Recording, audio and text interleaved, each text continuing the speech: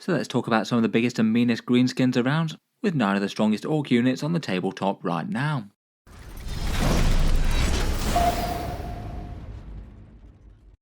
Hello and welcome back to Auspex Tactics, where today we're talking Orks once more, and in this video I thought we'd do an overview of some of the strongest units in the codex as it stands currently.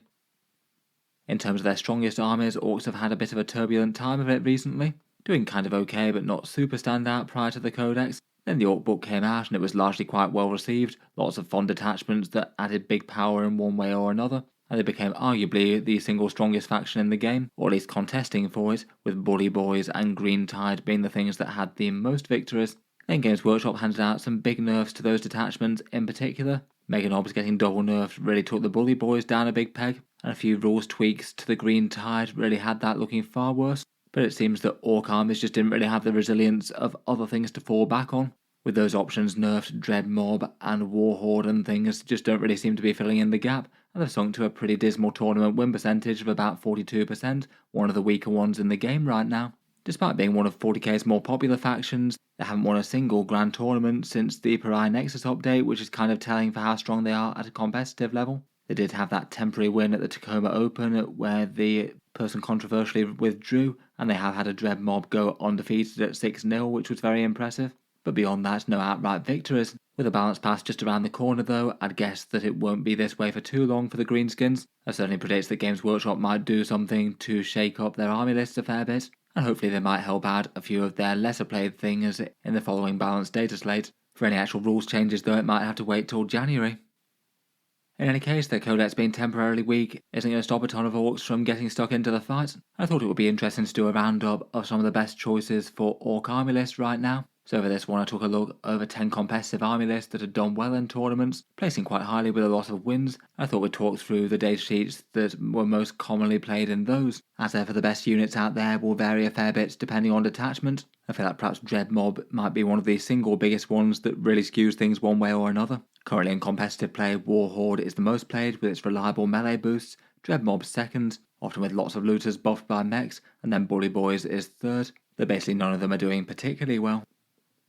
Let's jump into the units that stand out the most though, and we'll start with the big boss himself. Ghazghkull Thraka has 235 points, and is often seen heading up Orky army lists these days. He's often seen running around with 2 Mega Nobz as his retinue, just enough to trigger his rather nasty +1 to hit and wound bonus for 80 points, though given the big points hike in them and their feel no pain getting worse, it doesn't look like many people are taking any more than that. Ghazghkull himself has got a chunky enough defensive stat line, taking at least a bit of focus attacks to bring down, and Makari can be kind of tricky to have within the unit as well. A 2+ invulnerable save can tank some very big hits, though he is very all or nothing. And when Ghazghkull gets stuck into combat, he strikes with 6 attacks at strength 14, AP 3 and damage 4, a +1 to hit and wound with that when he's leading a unit, and he also gives the same to his Mega Nobz, or 12 attacks at strength 8, AP 2, damage 2, a very nice Space Marine killing profile. Beyond that though, he can get a whole load of damage buffs stacked on that, the War for +1 attack and +1 strength and advance and charge. Warhorde could give him sustained hits 1, and he gets critical hits on a 5+ when using the War as well, and that's kind of doubly good in Warhorde with those sustained hits. In the War, Makari, his trusty banner waver, also produces an aura of lethal hits too, good both for his unit and also any greenskins that happen to be nearby that can make choppers far nastier. But just in general, he's perhaps one of the best things that Orks have for dealing with heavy armour right now. Just with average rolling in Warhorde in the turn of the War, he'll deal around about 7 wounds to most vehicles, so averages around about 24 wounds total to a 3+ save vehicle with T12. Potentially enough to one round something like an Imperial or Chaos Knight if he manages to get in close with them. Overall pretty scary stuff, and nice to have the boss himself dishing out the punishment efficiently. Next up, we've got the trusty but ramshackle greenskin transport in the Trukk. These have been extra strong since the start of 10th edition. They've gone up to 65 points now, but that's still good for the combination of speed and durability they have. For that points cost, 10 wounds at toughness 8 with a 4+ save and a 6+ invulnerable is easily good enough. You're often going to need special weapons or anti-tank weapons and a fair few of them to even bring one of them down. It very rarely feels like a good commitment of resources unless they've got nothing better to shoot. The 12-inch move can have it moving up the board really quite quickly, maybe deliver a mob to behind terrain if it makes sense. There's enough room for a lot of value in the Trukk, with 12 models worth of transport capacity. Likely Boyz, Snagga Boyz and Nobz might be the first choices, though you could use Flash Gitz, and Mega Nobz are perfectly good in here if they do wind up getting good again. And then after that it can just be a cheap annoying nuisance unit with a Wrecking Ball and the opportunity to tank Shokk. It is a shame though that the tank Shokk got far worse for it. Now it's based on toughness as opposed to strength of the weapon. As with pre-codex, it still remains a very reliable way to get the boys from A to B. Quite nice as a good battlefield bunker for things like Warbosses and Beastbosses with their retinues to charge out of. Next up, boys win fights but grots often win games, and that seems to be no less true in 10th edition. Gretchin are 40 points per 11 models, and just enormous value for the amount that they cost. They're not the sort of unit that you'd usually expect to beat any other one unit in a straight fight, though just occasionally a flurry of Grot Blaster Fire can surprise you. But in Warhammer 40k, just 40 points for any unit is kind of good value in itself. They can do actions, have 11 OC for objectives, which really isn't too bad for that cost at all, or just screen out areas of the board where they have really quite a big footprint. Individually, they're ridiculously easy to kill, but when taken as an 11 model unit where you do have to at least contribute that many shots to them, they can often soak up a lot more fire than 40 points is really worth, even if most successful hits will then go on to wound and kill a model. I feel like that would already be enough to have them be kind of interesting, but they also have the opportunity to farm a command point on a 4+ at the start of the movement phase for each objective, so it can be quite nice just to have one unit sat around on the home field objective, and gives them a bit more reason to be just marching up to the mid-board, make the opponent have to deal with them as a wave of annoying chaff. And if they happen not to get shot up too badly, they might generate you some more resources for some powerful stratagems here and there. A lot of lists quite like to take somewhere in the region of 2 squads of 11 Gretchin. I feel like it's not a wrong choice to go more than that if you want to though. And in particular you could take loads if you really wanted to in Dread Mob, potentially putting 120 annoying bodies on the table for less than 500 points. That certainly wouldn't help you out with damage output, but that's going to be a seriously annoying amount of stuff to scrape off objectives while you're still trying to deal with over 1500 points of other Orky threats. Zolgrod Wart Snagga is kind of rarely seen in competitive play, though I don't think he's terrible for scouting super runts units, even more of a nuisance to deal with, and he can contribute a little bit of actual melee himself. Before we move on, I thought I'd just give a quick shout out to the channel's affiliate discount retailers, linked down in the video description. They're just one way to support Auspex tactics and pick up Warhammer 40k kits cheaper than they're sold at Games Workshop. There's loads of great ones of these around the world of course, but the ones in the video description support Auspex tactics and are all good retailers. Element Games for 15% off in the UK, Gap Games for 21% in Australia, Fenris for 10% in Canada, Wargame Portal for 15% in the USA, and Tash and Geldeep for 16% in the EU. A big thank you to any of you out there who are using those links when you do happen to pick up some models, Orky or otherwise. Getting back to a bit more Orky goodness next, I thought the flash kits were well worth a mention on this one. They're maybe not quite at the dizzying height of powers that they were when Captain Badrook was around to lead them, but since the Pariah Nexus Ork nerf they seem to be getting a bit more play again, just as a fairly cheap and efficient brawler unit to fight for the mid-board, not really being general purpose damage dealers as they'll struggle to deal with things with very high saves or high toughness, but they can certainly do a lot of damage to basically anything else. For 80 points you get 4 Orks, each of which get 3 attacks at strength 6, AP 1 and damage 2 with sustained hits 1. So that's around about 7 or 8 hits at that profile on average. That gets boosted to 4 attacks if you shoot the closest unit, so around about 10 hits on average if so. Lethal hits once per game is a pretty big boost as well, particularly against tougher stuff, and they also have heavy, so occasionally you could get a +1 to hit, but I feel like most of the time they're normally going to need to move. They could potentially do interesting things with firing decks as well if you wanted to, maybe having a mech help the unit and then hit on a better ballistic skill out of a battle wagon or something. They wouldn't get their special rules there of course though. Then when they charge into melee they get really quite a respectable amount of attacks as well. A unit of 5 of them gets 20 attacks at strength 5, AP 1 and damage 1 and more in the war. And between their shooting and melee profiles they just have really genuinely quite a lot of chaff clearance. 80 points for around about 23 shots at AP 1 with either damage 1 or 2 landers. Really isn't too bad. That's going to leave a mark on anything Space Marine level or less. 16 points for 2 wounds at toughness 5 and a 4+ save is kind of alright durability as well. They still likely want to have a transport though to deliver them into effective range. I've seen some armies taking quite a few of them, though I feel like they're kind of an interesting unit in being really quite efficient against anything that isn't super tough, but are going to come up and stock against things like Terminator equivalents or vehicle units where they're going to be wounding on a 5 or 6. Next up we have the bosses themselves. I've grouped the regular Warboss and the Beastboss onto the same slide here as they feel like 2 sides of the same coin, just leading slightly different units and having a slightly different damage buff ability. They're both pretty cheap, fairly fighty for the points, and both give a +1 to hit in melee, which is nice for either Boyz, Nobz or Snagga boys. The Warboss is really cheap and efficient for the 65 points, 4 attacks with the Power Claw plus some squig attacks, then getting a big bonus 4 in the War for 9 overall between the innate War bonus. That gives you a fearsome melee punch, particularly against higher toughness things. It is annoying that 4 attack buff doesn't work if he starts the turn in a transport though, and just means that his squad's going to need to think about getting out the turn before the War if possible. Overall, I feel like he's just a strong datasheet, kind of regardless of detachment, particularly liking Warhorde, Green Tide and Bully Boys. The Beastboss is a bit more focal for taking down enemy tanks and monsters. He's 80 points and gets either the Claw profile or a Beast Chopper with Strength 6 and AP 1, and then has the anti-keywords for anti-monster and vehicle and devastating wounds on the charge. So that means when attacking with the Beast Chopper against a monster and vehicle on the charge, he could be averaging around about 6 mortal wounds or so that's quite nice against tough stuff. Both of them are really quite solid with Boyz or maybe Nobz jumping out of transports potentially, and can be good choices for bearing enhancements too.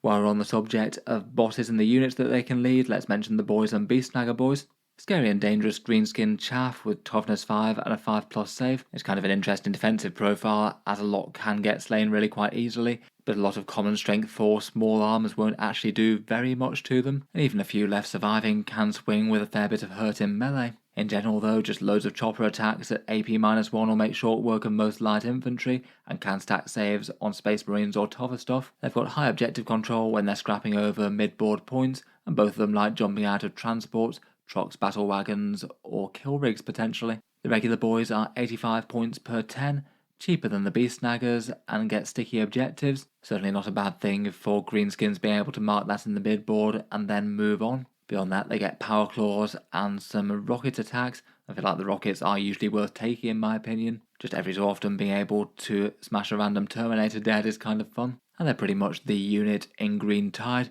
certainly way lesser played at the moment, but if you are going for that, then you're going to be taking a lot of them. The Beast Snagga boys are pricier, 105 points per unit of 10, a 6+ feel no pain, and strength 5 at base with rerolls versus monsters and vehicles, though not getting quite as much AP with a power snapper on the knob. They both do a similar sort of job kind of well, and both get fairly regularly taken in competitive lists. I feel like both the standard boys with the Warboss can do a lot of work, but the Beast Snaggers with the Beastboss are just really quite a general purpose melee threat. The devastating wounds can make them a lot more punchy against tough monsters and vehicles than the boys and the boss are.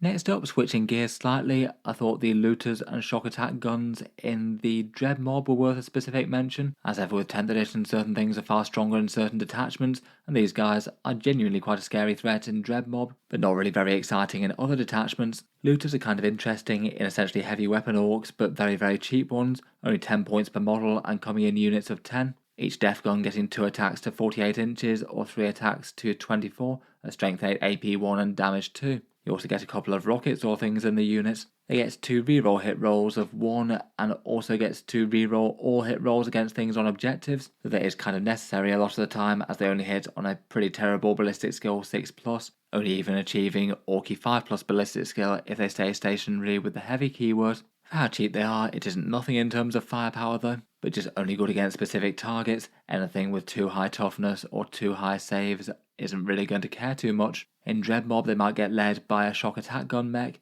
75 points for the mech keyword in the unit, and also chipping in a bunch of strength 9 AP 4 and damage D6 fire. Can be kind of nice against the targets that the low AP def guns struggle against. Then they get good in Dread mob, as they can get either lethal hits, sustained hits, or extra AP. Depending on the target, you could genuinely think about just rolling for them, if it's something where they'll all have good effect, or take the hazardous keyword and take the one that's going to have the most impact, often lethal hits against big tough stuff they're wounding on 5s, sustained hits against other things, and the AP one works better on them than most other places with those low AP def guns. The mech can take Git Finder goggles for ignoring cover, which is a big deal on AP 1 things, and they've got access to a very scary stratagem in bigger shells for bigger Gits, 1 command point for +1 to wound and +1 damage versus monsters and vehicles. Def guns that ignore cover and a +1 to wound and damage 3 are an entirely different deal, are genuinely quite a big threat to big stuff, as well as things like standard Space Marines that they deal with quite well normally. Overall, between all that, I feel like they become at least a fairly scary firepower threat for the 175 points, and they can be quite good in Overwatch as well, particularly if they can draw a bead on something that's moved on to an objective. Moving on and getting the job done fast are the Stormboyz, 65 points per 5 of them, and that gets you 5 boys with a rocket strapped to them, essentially having the same sort of profile as Slugger boys. They're not getting a power claw, but they go far faster and get inbuilt deep strike. They generally tend to be the Orky go-to for secondary objectives, dropping in to do actions, and then when they're on the board they've got a good threat range, able to move really quick, advance and charge, and potentially have enough damage still to bully objective grabbers. They're not really too worth it for extra damage boosts and stratagems and things most of the time, but they quite like the War if it's opportunistic to be able to use it, and the Warhorde detachment for sustained hits. For the points cost, they are pretty fragile at 13 points per 1 wound boy, though as ever still take a bit of volume fire to take down. Most optimised lists seem to enjoy using around about 2 of these seems to be the sweet spot. That way you could have a unit to deep strike both turn 2 and turn 3 if needed. It seems that most people don't want to build out to the 3rd unit, seeing it as a bit of an overcommitment to that style of mission. They're definitely a staple in competitive Ork lists, with the vast majority of lists taking some. Finally, last but not least, we have the Nobz. Orky Shocker leads at 105 points per 5 of them, going up to 210 for 10. With the Mega Nobz taking quite such a nerf, they're basically the general purpose damage dealers of the Orks in melee if you want some now. Mass power claws on 10 guys, tearing down most things with a boss and any other buffs that you can give them. If you take a full squad with a Warboss, that's 275 points, so a pricey unit, but it does get you a kind of mad 34 attacks at strength 9, AP 2 and damage 2, all at weapon skill 3. The boss gets slightly higher strength, and then going up to a big 49 attacks in the War with the bonus ones that the boss gets. All of that could have sustained hits as well in Warhorde, and could be a good target for any other buffs or stratagems you might be able to give them. On the defense front, their durability really isn't that great though for that kind of cost. The -1 to wound thing that they have definitely helps a bit, but they're still the sort of unit where basically everything is at least fairly efficient against them, whether it's anti-tank fire, heavy bolters, or just small arms. It often means that you generally want a truck or wagon to get them there into battle, and they are kind of likely to get counter-attacked hard as a top priority unit, not really all that tough, but really quite dangerous in melee. They're likely to attract a lot of firepower or counter charges. They're very scary though still in either Warhorde or Bully Boys. They can use most of the synergies of Warhorde, such as boosted charges or the critical hits on a 5+, and they absolutely love Bully Boys for 2 turns worth of War, making them a bit tougher to remove, and being one of the 2 units that gets access to all the main stratagems. Finally, besides the main 9 or so units, I thought I'd also do some honourable mentions as well. Maybe a few more things that were taken in a good number of army lists. They're not feeling maybe quite as standout. Squighog Boys and support are usable enough, I think. They're fairly fast, fairly tough, and fairly dangerous for the points cost, and they can do okay in Warhorde, where they particularly enjoy the -1 to wound stratagem. That can make a unit of them really absorb a whole ton of firepower. Mega Nobz might be worthy of a mention just due to being run as a guard for Ghazghkull a fair bit. As mentioned, 2 of them are pretty nice to trigger his buffs, though I feel like to actually carry themselves as mainline damage and defense Orky units, there needs to either get a points cut or their 4+ feel no pain back at least. Commandos can be interesting for some board control for the Orks. They are paying a big premium for that infiltrate keyword, but just having a bunch of boys in the mid-board can be handy for objectives or just threatening charges right from turn 1 and making the opponent have to think about things even before the big turns of the War. And maybe worth mentioning battle wagons and kill rigs as well. Both really quite usable Ork heavy vehicles, delivering some nice infantry into melee. Battle wagons are just very tough for the cost and have some melee with their death rollers. And the kill rigs have their unusually accurate whir tower that can give some interesting anti-tank overwatch that most factions can't get so reliably. In any case though, I'll leave that there for talking through the Orky units. Let me know your thoughts on them down in the comments below. Look forward to hearing what's been having success in your Orky armies since the balance update. If you've enjoyed the video, then feel free to subscribe to Auspex Tactics. I'll certainly keep the regular 40k videos coming. I do tend to post new ones just about every day. Finally, if you have been enjoying all the videos on the channel, or you'd just like to help support, I do have a channel Patreon page as well, and you can find that linked down in the video description. Channel patrons get a few advantages, seeing occasional videos early, regular votes to see what sort of things come next on the channel, an automatic entry to the regular prize giveaways with a chance to win some big model kits each month. If any of that sounds good to you or you'd just like to help support, the link is down in the video description. In any case, a massive thank you for listening, and I'll hope to see you guys next time.